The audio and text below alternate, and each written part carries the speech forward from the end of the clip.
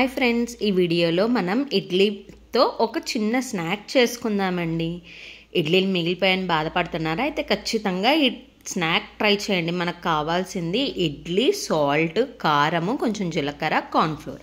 ముందుగా ఒక 2 స్పూన్స్ అంత కారం వేసుకోండి. కొంచెం క్రిస్పీగా క్రంచీగా తినే వాళ్ళకి కొంచెం సోడా ఉప్పు కూడా వేసుకోండి. తర్వాత కొంచెం సాల్ట్ వేసుకోండి దానికి తగ్గట్టు. తర్వాత కొంచెం జీలకర్ర పొడైనా చేసుకోండి, లేదంటే అలా అయినా తీసేసుకోండి. తర్వాత కొంచెం కార్న్ఫ్లోర్ వేసుకోండి.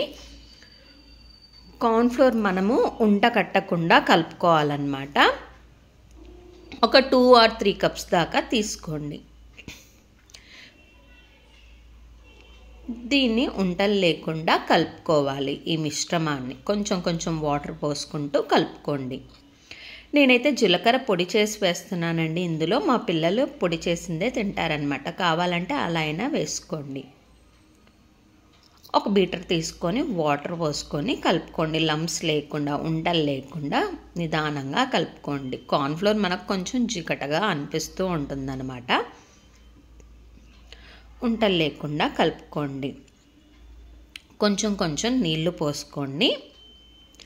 మనకి ఈ బ్యాటర్ ఎలా ఉండాలంటే, ఇడ్లీలు మనం సన్న సన్న పీసెస్గా కట్ చేసుకుంటాం అనమాట. అందులో మునిగేటట్టు, ఒక లేయర్లా ఫామ్ అయ్యేటట్టు అలా కలుపుకోవాలన్నమాట.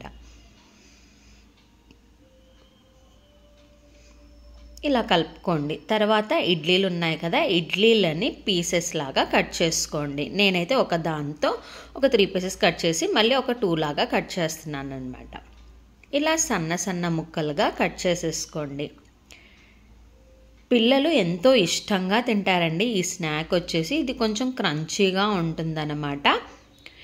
ఇడ్లీలు సాయంత్రంగా మినిగిపోయినప్పుడు ఒకసారి ఇలా ట్రై చేయండి, చాలా బాగుంటాయి అన్నమాట. ఇలా అన్ని ఇడ్లీలని కట్ చేసేసుకోవాలన్నమాట. సగానికి కట్ చేసేసుకోండి. ఇలా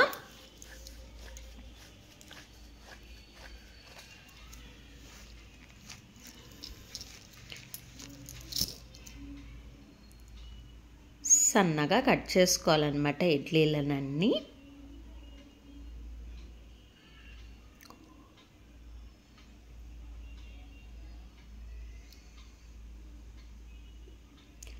ఈ కట్ చేసుకున్న ఇడ్లీలన్నీ ఒక ప్లేట్లో తీసుకోండి.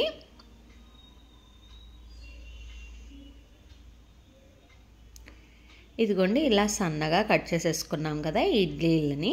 మనం ఈ ఇందనక కలుపుకున్నాం కదా, ఆ బ్యాటర్లో మిక్స్ చేసేసుకొని డీప్ ఫ్రైకి సరిపడా ఆయిల్ పెట్టేసుకొని అందులో వేసేసుకోవడమే అండి. ఒక్కొక్కటిగా వేసేసుకోండి.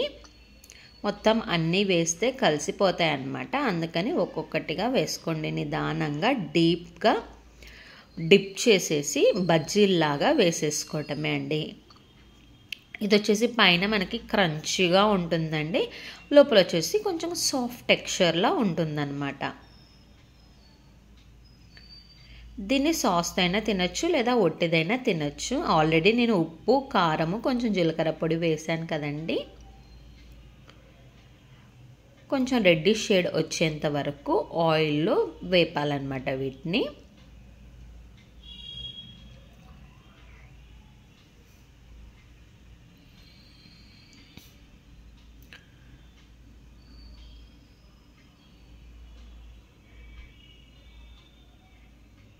వీటిని లో ఫ్లేమ్లోనే కాల్చుకోండి, బాగుంటాయి అన్నమాట. రెడ్డిష్గా వచ్చేంత వరకు కాల్చుకోండి.